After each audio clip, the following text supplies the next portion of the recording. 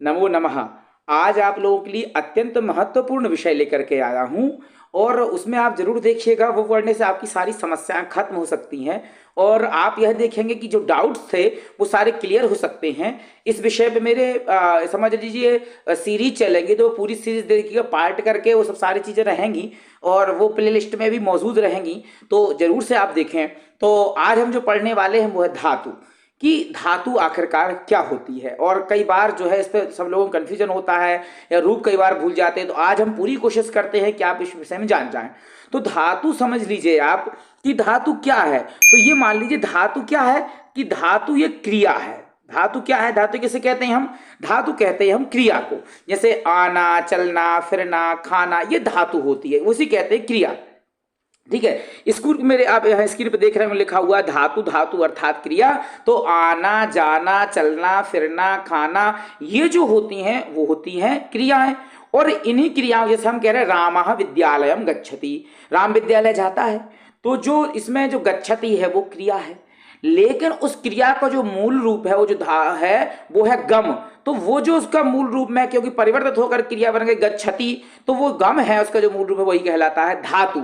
इस गच्छति में कौन धातु है? गम धातु है। तो ऐसे ही सारी धातुएं होती हैं। तो अभी आप सिंपल सी बात है कि यह भी आप यह देखेंगे कि यहाँ धातु के विषय में मैंने सामान्य सी जानकारी लिखी है, आपको पता होनी चाहिए कि धातु जो है कितने प्रकार के धातु के। तो धातु के मुख्य रूप से होते हैं 3 प्रकार, है ना। कितने प्रकार होते हैं धातु के? वेरी गुड, 3 प्रकार होते हैं। तो ये सब चीजें आप बड़े ध्यान से देख के समझना। मैं और इसको थोड़ा जूम करता हूं ताकि आपको देखने में सहूलियत हो सके और आप इस विषय में अच्छे से समझ सकें। तो धातु जो होती है, धातु को होते हैं कितने प्रकार? 3 प्रकार, है ना। पहली होती है परस्मैपदी धातु, दूसरी होती है आत्मनेपदी धातु, फिर जिसमें परस्मैपदी भी मिल जाए, है ना, ये वाला ही मिल जाए परस्मैपदी, और जिसमें समझ लीजिए आत्मनेपदी भी मिल जाए। उन जिसमें जिन धातु में दोनों ही होते हैं वो कहलाती उभयपदी। उभय माने जिसमें दोनों ही धातुएं समाहित होती हैं वो हो जाती है उभयपदी धातु। ठीक है। तो ये हमें जानना बहुत इंपॉर्टेंट है कि धातुओं के कितने प्रकार हैं? 3 प्रकार की होती हैं। तो अब मैं आपको ये बता दूं कि यहां मैंने लिखी हुई है लकार कितनी लिखी है? 5।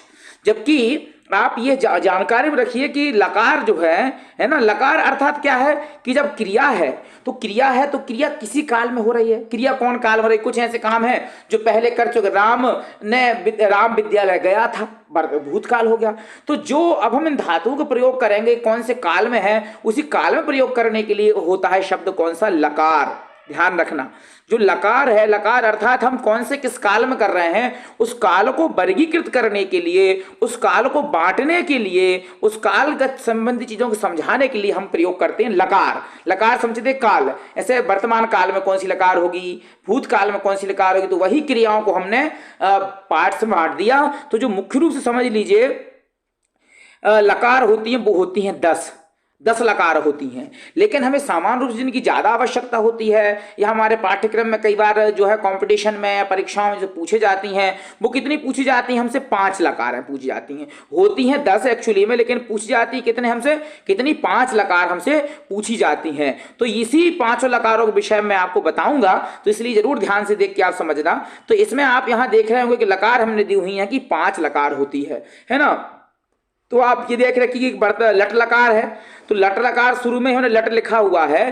तो ये जो लट लकार है ये कौन से काल में प्रयोग होती है? लट लकार। तो ये आपकी समझ लीजिए लट लकार प्रयोग होती है आपकी वर्तमान काल में। तो वर्तमान काल की जो लकार है उसका नाम है लट। उसमें रूप हमने आगे दी हुई है भवति, गच्छति, पठति, इस तरीके के उसमें रूप हमें देखने को मिलते हैं। जबकि लकार हमारी कौन सी है? लट लकार है। बिल्कुल बहुत बहुत ध्यान में रखना आप कि लट लकार है और लट लकार का प्रयोग की जाती है वर्तमान काल के लिए। Very good. अब आप दूसरी चीज ये ध्यान में रखेंगे कि यहां पर दूसरी जो लकार है वो है लिट लकार, और लिट लकार का प्रयोग की जाती है भविष्य काल के लिए। चाहो तो आप इसके स्क्रीनशॉट ले लीजिए या फिर इसको नोट कर लीजिए। और इसके रूप किस चलते हैं? भविष्यति, है, गमिष्यति, पठिष्यति, लिखिष्यति, वदिष्यति, ऐसे इसके रूप चलते हैं। और लकार कौन सी है? लिट लकार है। Very good. अब आप और ध्यान से समझ के चलो। अब आपको ध्यान से ये समझ के चलना है कि यहाँ पे तीसरी लकार दी हुई है लंग लकार। तो लंग लकार कौन सी चलती है? लंग लकार चलती है समझ लीजिए भूतकाल में। लंग लकार कैसे चलती है? भूतकाल में चलती है। Very good. तो वही इसके रूप कैसे चलते हैं? इसमें समझ लीजिए भूतकाल की लकार में शुरू में आ लगा होता है, अभवत, अगच्छत, अपठत, अवदत। तो समझ लेना वो भूतकाल की लकार है। और लकार कौन सी है? लंग लकार है। प्रयोग कब होती है लंग लकार? भूतकाल में प्रयोग होती है, जो कि आप तीसरे नंबर की धातु में देख रहे होंगे। अब आप यह देखेंगे कि यहां पर जो चौथी लकार दी हुई है, उस चौथी लकार का क्या नाम है? लोट लकार। तो लोट लकार का प्रयोग की जाती है जब हम किसी को आज्ञा देते हैं कि तुम जाओ, तुम पढ़ो, तुम खाओ, तुम रहो, आज्ञा दे रहे हैं। या किसी से प्रार्थना कर रहे हैं, आप आइए, आप बैठिए, आप पढ़िए, आप जाइए। तो जब आज्ञा की या प्रार्थना की बात आती है, उस अवस्था में प्रयोग की जाती है लोट लकार। बिल्कुल सही। जब हम किसी को क्या दें? आज्ञा दें, अपितु किससे? क्या? प्रार्थना हम जब किसी से करें। इन दोनों ही अवस्था में हमारा प्रयोग, हमारे दोनों ही अवस्था के लिए होती है कौन सी क्या चीज? जो कि अत्यंत महत्वपूर्ण है, उसका नाम है लोट लकार, है ना। तो ये बहुत इंपॉर्टेंट है, इस जरूर ध्यान रखिएगा। और इसके मैंने प्रत्येक ये जो आगे रूप दिए हुए हैं, ये प्रथम पुरुष एक वचन का है। क्या ये सब चीजें होती है वो भी बताऊंगा। जैसे भवतु, गच्छतु, पठतु, ऐसे करके आता है। अब हम चलेंगे पांचवी लकार की ओर। तो हमारे यहाँ जो पांचवी लकार दी हुई है, कहो तो मैं थोड़ा सा ऊपर इसको कर दूं। पांचवी लकार आपके लिए जो यहाँ पे दी हुई है, वो दी हुई है विधिलिंग। विधिलिंग का प्रयोग होती है जब चाहिए का हमें अर्थ बताना हो। जैसे तुम्हें पढ़ना चाहिए, तुम्हें खाना चाहिए, तुम्हें रहना चाहिए, तुम्हें जाना चाहिए। तो जब चाहिए का हम अगर बात करेंगे, तो चाहिए की अवस्था में कौन सी लमाई लकार होती है? विधिलिंग लकार होती है। इसके रूप चलते हैं भवेत, गच्छेत, पठेत, इस तरीके के इसके रूप जो है चलते हैं, देखने में आते हैं, है ना। अब आप एक बहुत महत्वपूर्ण ध्यान देना कि यहां आपकी जो ये चीजें हैं, जो लकार हैं, वो लकार इस तरीके से वर्गीकृत होती हैं। ऐसे समझ लीजिए खाने में होती हैं, ये चीजें रहती हैं, है ना। बस ये ध्यान आप रख के चलना कि इस तरीके से बटी हुई हैं ये आपकी धातुएं, है ना। तो यहां आप क्या देखेंगे कि इस तरीके से, अर्थात इसमें क्या होते हैं? प्रथम पुरुष शुरू में लिखा हुआ है, इसमें तीन पुरुष होते हैं। समझ लीजिए, एक तीन बहुत महत्वपूर्ण ध्यान रखना, एक प्रथम पुरुष, एक मध्यम पुरुष और एक क्या? उत्तम पुरुष आपको ध्यान में रखना। Very good. तो ये तरीके से आप ध्यान रखेंगे, प्रथम पुरुष, मध्यम पुरुष और उत्तम पुरुष, ये आपको जरूर से ध्यान में रखना है। Very good. और वचन भी कितने होंगे? इसमें वचन भी तीन होंगे। यहां दिखा हुआ है जैसे उर्सू में एक वचन, फिर क्या? द्विवचन, फिर क्या? बहुवचन। तो इसमें तीन पुरुष होते हैं, प्रथम पुरुष, मध्यम पुरुष और उत्तम पुरुष। और तीन वचन में होते हैं एक वचन, द्विवचन और बहुवचन। ठीक है। अब ये भी याद रखना कि ये पुरुष कब प्रयोग किए जाते हैं। जैसे कि समझ लो आप कि जब भी आप मेरे लिए, मैं अगर करके बात आ, मैं मेरी बात आ रही है, हम मैं कर रहे, तो मेरे लिए मैं अगर कहूंगा, तो मेरे लिए क्या, कौन सी धातु प्रयोग होगी यहाँ पर? कौन सा पुरुष आएगा? तो यहाँ पे आएगा उत्तम पुरुष। मैं के अर्थ में कौन सा होता है? उत्तम पुरुष समझ लीजिए होता है। मैं कौन सा होता है? ये उत्तम पुरुष होता है। मैं जब हम कहेंगे तो मैं। और तुम्हारी कोई बात आ रही है, जब तुम का कोई अर्थ है, तुम्हारे विषय में तुम कह रहे हैं, हम तुमसे संबोधित कर रहे हैं, तो तुम यदि शब्द संबोधित हो रहा है या मैं हो रहा है, तो उत्तम, उत्तम अगर हो रहा है तो इसमें पुरुष लगता है मध्यम। और इसके अतिरिक्त जो भी चीजें आएंगी वो आएंगी प्रथम पुरुष में। ध्यान रखना हमेशा, बहुत ही इंपॉर्टेंट चीजें हैं ये, बिल्कुल भी मत भूलिएगा, ये बहुत काम आने वाली हैं। कभी कंफ्यूजन नहीं हो सकता है। फिर से समझो, मैं एक ट्रिक के माध्यम से समझा रहा हूं। समझो कि मैं हूं क्या? उत्तम। आप जीवन में हर व्यक्ति कहता है ना मैं उत्तम, तो आप समझ लो मैं मतलब ये उत्तम, मैं उत्तम। अच्छा, दूसरी बात, हम उत्तम अपने आप को मानते हैं, लेकिन दूसरे को क्या मानते हैं? मध्यम। तो तुम मध्यम, है ना। मैं उत्तम और तुम मध्यम, और बाकी सब क्या हो गए? बाकी सब हो गए प्रथम, है ना। बाकी स्थिति चीजें हैं वो प्रथम हो गई। तो मैं हो गया उत्तम, मैं उत्तम। तुम की अगर बात आ रही, तुम मध्यम, और बाकी सब हो गए क्या? प्रथम। बस ये चीजें आप ध्यान रखेंगे कि तो प्रथम, बाकी सब चीजों में प्रथम लगता है। अगर तुम्हारी, तुम करके कोई चीज आ रही है, उसमें मध्यम पुरुष लगता है। मैं करके कोई आता रही, उसमें लगता है कौन सा? आपका उत्तम पुरुष। अब आप देखिए, बहुत ही महत्वपूर्ण, आपको फिर से एक वस्तु बता रहा हूं। सामने आप स्क्रीन पे देख रहे होंगे धातु रूप। क्या देख रहे हैं? धातु रूप। तो धातु रूप क्या? तिगंत प्रकरण इसमें दिया हुआ है धातु रूप। इसमें नीचे आप लाइन पढ़ेंगे अगर, तो दिया हुआ है कि संस्कृत व्याकरण, है ना, संस्कृत व्याकरण में क्रिया के मूल रूप को, ध्यान से पढ़ना, मूल रूप संस्कृत व्याकरण में, ध्यान से देना, संस्कृत व्याकरण में क्रिया के मूल रूप को ध्यान देना। संस्कृत व्याकरण में क्रिया के मूल रूप को क्या कहते हैं? धातु कहते हैं, है ना। संस्कृत व्याकरण में क्रिया के मूल रूप को क्या कहते हैं? धातु कहा जाता है। अब संस्कृत व्याकरण, ध्यान दो, व्याकरण हो गई। अब उसमें जो क्रिया हो गई, उसका जो क्रिया का जो मूल रूप हो गया, गच्छति, पठति, भवति, इसका जो मूल रूप गच्छति के जैसे गम हो गया, है ना। पठती का क्या हो गया, पठ हो गया। तो इसका जो मूल रूप है यही कहलाती है क्या, धातु। संस्कृत व्याकरण में क्रिया के मूल रूप को धातु कहा जाता है। अब जैसे ध्यान दो यहां पर, है ना, धातु कहा जाता है उसे। अब देखो जैसे क्री लिखा है, क्री हो गया ये, है ना, क्री, भू, स्था, अन, ज्ञा, युज, गम, मन आदि, ये क्या है, ये धातु के संस्कृत व्याकरण में क्रिया के मूल रूप हैं, है ना। अब और आप थोड़ा सा ध्यान से देखिए, यहां पर लिखा हुआ है जैसे अस, है ना, तो इसमें क्या बनता है, अस से क्या बनता है, अस्थि बनता है ना। अस से क्या बनता है, अस से बनता है आपका अस्थि। अस से क्या बनता है, अस से बनता है आपका अस्थि बनता है, अस से, ठीक है। तो बिल्कुल अस से आपका बनता है अस्थि, है ना, अस से अस्थि बनेगा। भू से भवती, ये भू क्या हो गया आपका, समझ लीजिए क्रिया, और भवती धातु, और भवती क्या हो गई क्रिया, मतलब धातु का, भवती धातु का मूल रूप क्या हो गया।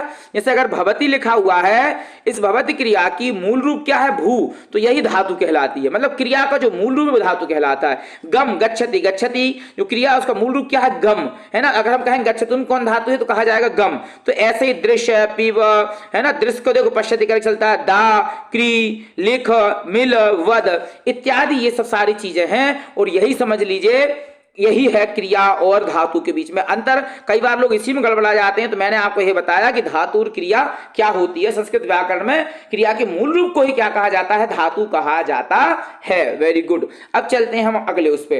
तो अब आप ये देखेंगे कि यहां पे लिखा हुआ है लट लकार वर्तमान काल, जो कि मैं आपको ऑलरेडी बता चुका हूं कि लट लकार जो है कौन से काल में प्रयोग की जाती है, वर्तमान काल में प्रयोग की जाती है। Very good. यहां पे आप देख रहे हैं पुरुष भी लिखे हुए हैं, एक वचन, द्विवचन, बहुवचन भी लिखा हुआ है।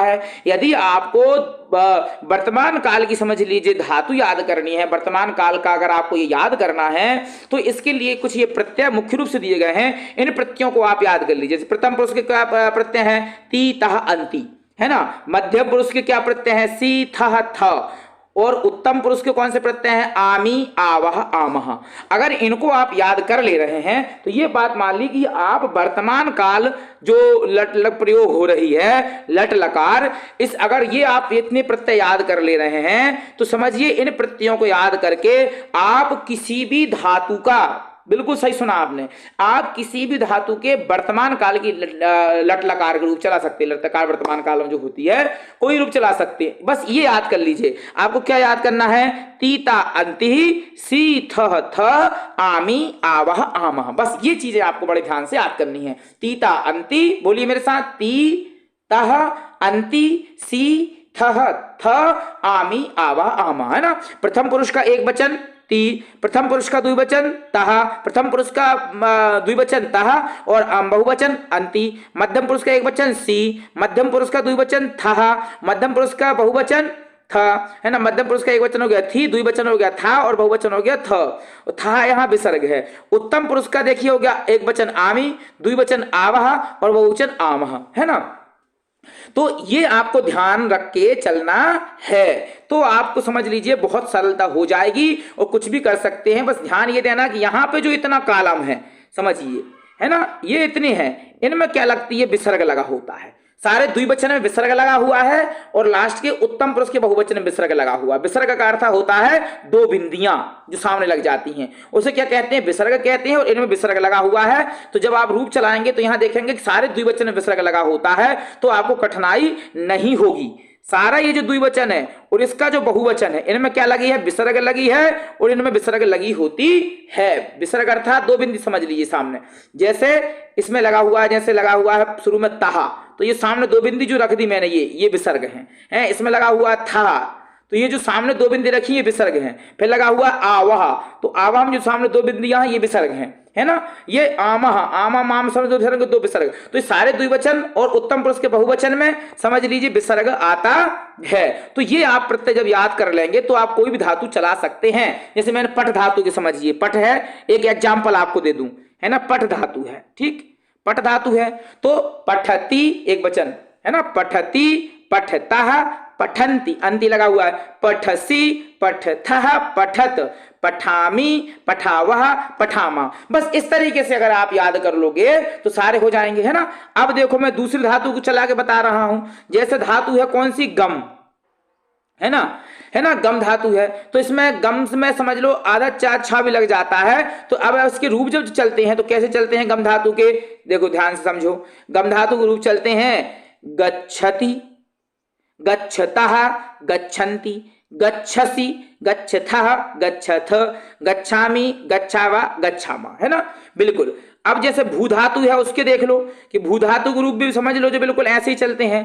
भवति, भवतः, भवन्ति, भवसि, भवथः, भवथ, भवामि, भवावः, भवामः। तो अगर आप ये याद कर लेंगे समझ लीजिए तो बहुत ज्यादा सरलता आपको हो जाएगी। अब मैं चलता हूं अगले पे। अब यहां पे आप देखिए दिया हुआ है पठ धातु, और इसको आप बिल्कुल अच्छे से याद करना, आगे दिया हुआ है उस हिसाब से आप समझ रहे होंगे। मेरे साथ सभी एक बार आप बोलिए, इसको याद करना है तो आपका समझ लीजिए कि पठ धातु वर्तमान काल की आपकी तैयार हो चुकी है, वर्तमान काल आपका तैयार हो गया। इस तरीके से हमारी सारी सीरीजें आती रहेंगी, जरूर देखना। संस्कृत के विषय में जो भी आपको जानकारी चाहिए है वो आप सौरभ संस्कृत चैनल पे जाके देख लेना। सब्सक्राइब जरूर करना मित्रों, तो सब्सक्राइब कर दीजिए आप, है ना, नीचे सब्सक्राइब लिखा हुआ है एस करके, है ना, तो सब्सक्राइब जरूर कर दीजिए, बेल आइकन प्रेस करिए ताकि आपको आके कोई वीडियोस मिलते रहें, और अपने फ्रेंड को शेयर जरूर कर देना ताकि उनको भी ऐसा लाभ हो, संस्कृत का उत्थान हो, संस्कृत का भला हो, संस्कृत आगे बढ़े, इसलिए ध्यान देना। अब मेरे साथ एक बार आप संस्कृत के रूप बोलो। पहला है प्रथम पुरुष पठति, प्रथम पुरुष के एक वचन पठति, द्विवचन पठतः, बहुवचन पठन्ति। फिर से बोलो, पठति, पठतः, पठन्ति। फिर देखो मध्यम पुरुष पे आ जाओ, पठसि, पठथः, पठथ, है ना। अब उत्तम पुरुष पे आ जाओ, है ना, पठामि, पठावः, पठामः। Very good. तो इस तरीके समझ लीजिए आपको ये याद कर लेना है। अब हम जो है आपसे बता दें कि आप जो है हमारे सौरभ संस्कृत चैनल को लाइक जरूर करना, शेयर करना, और ऐसे वीडियोस देखने के लिए बने रहिए सौरभ संस्कृत चैनल पर। नमो नमः। फिर